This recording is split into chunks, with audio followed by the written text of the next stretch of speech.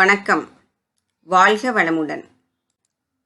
கதை சுரபியில் வரலாற்றில் இன்று என்ற தொகுப்பில் ஏப்ரல் 23 இதே தேதியில் வரலாற்றில் நடந்த சில சுவாரஸ்யமான நிகழ்வுகளை நாம் பார்க்கலாம்.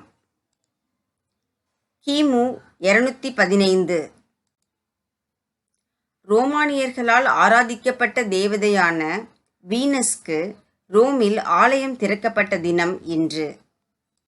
இவர் ரோம தொன்மவியலில் அன்பு, அழகு, கருவுறுதல், செழிப்பு மற்றும் ஆசைக்கான கடவுளாவார்.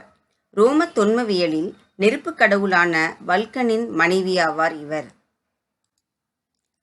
1635 அமெரிக்காவின் முதல் பப்ளிக் ஸ்கூலான பாஸ்டன் லாட்டின் ஸ்கூல் மாசாசூசெட்ஸ் பாஸ்டனில் இன்று துவக்கப்பட்டது.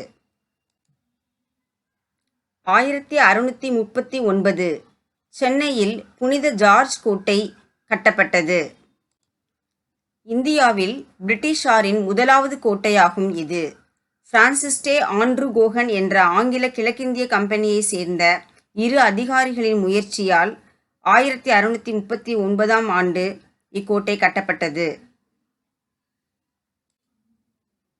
1661 இரண்டாம் சார்லஸ் இங்கிலாந்தின் மன்னராக முடிசூடினார்.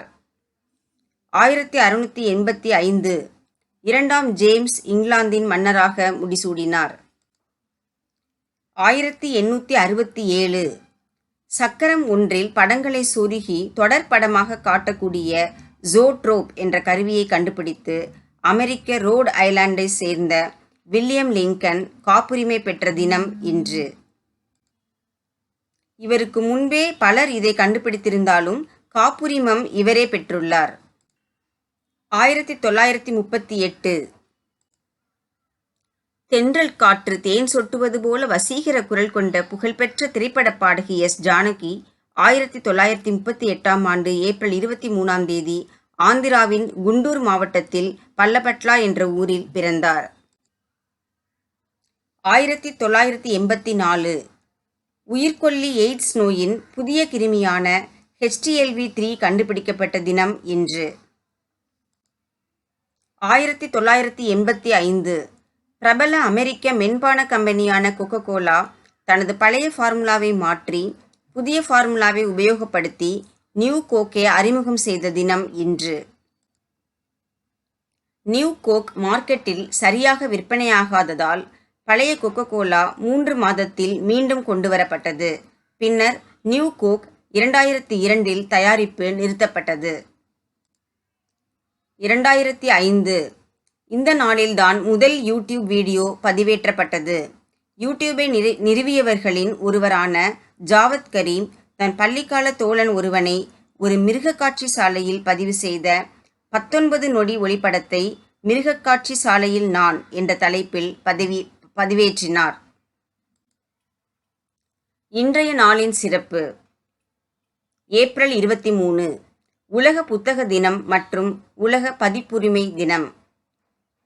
வாசித்தல், பதிப்பித்தல் மற்றும் பதிப்புரிமை போன்ற அறிவுசார் சொத்துகளான இவற்றை பாதுகாக்கும் வகையிலும் அவற்றை வளர்க்கும் நோக்கத்துடனும் யுனெஸ்கோ நிறுவனம் ஆண்டுதோறும் ஏப்ரல் 23 உலக புத்தகம் மற்றும் பதிப்புரிமை தினமாக கொண்டாடப்படுகிறது.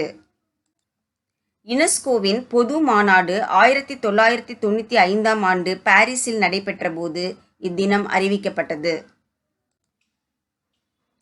வாசிக்கலாம் என்கிறது புத்தகம், வா சிக்கலாம் என்கிறது தொழில்நுட்பம். புத்தகங்களை நாம் மேலிருந்து கீழே வாசிக்கிறோம், புத்தகங்களோ நம்மை கீழிருந்து மேலே தூக்கிவிடும். வாசிப்பால் அழகாகிறது நமது வாழ்வு. இன்று ஏப்ரல் 23, 2024 சித்ரா பௌர்ணமி.